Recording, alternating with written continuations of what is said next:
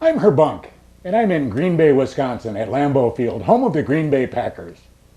Many of us have a hard time understanding the reality of the large numbers involved when our politicians talk about spending millions, billions, or trillions of our tax dollars.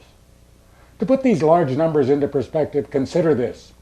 1 million seconds is about 11 and a half days. 1 billion seconds is about 32 years. And 1 trillion seconds is equal to 32,000 years. This is $1 million in $100 bills. This bundle weighs 22 pounds. You could spend this amount relatively easily by buying a new house, a good car, a few high-end gadgets, and taking a few trips to the casinos in Vegas or Atlantic City. This is $1 billion in $100 bills. This bundle weighs 22,000 pounds. Obama and Romney are each expected to spend about $1 billion within the coming months while campaigning for the office of the President of the United States. A trillion is written as a 1 followed by 12 zeros. This is $1 trillion in $100 bills.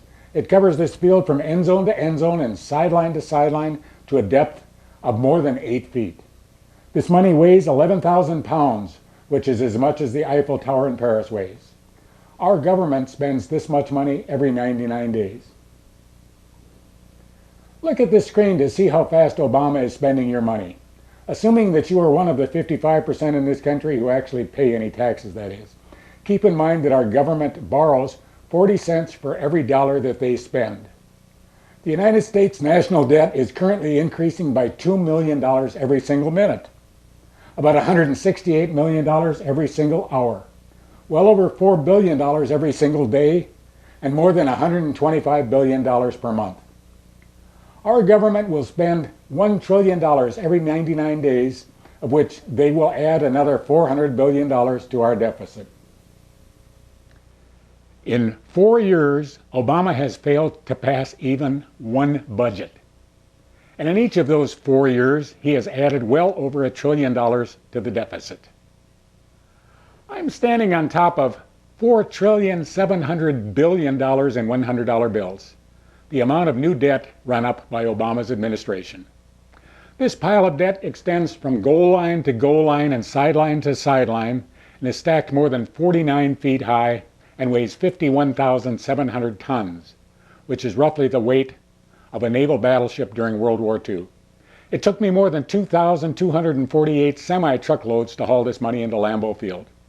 At the rate Obama is spending our money, this pile of debt rises approximately 1 inch every 3 days. The average price of a new home in the United States today is about $274,000. At that price, this pile of money could have bought more than 17 million new homes.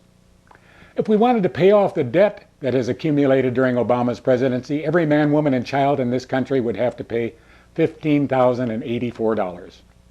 Assume for the sake of discussion that in accumulating this debt that it has been evenly spread across all government expenditures.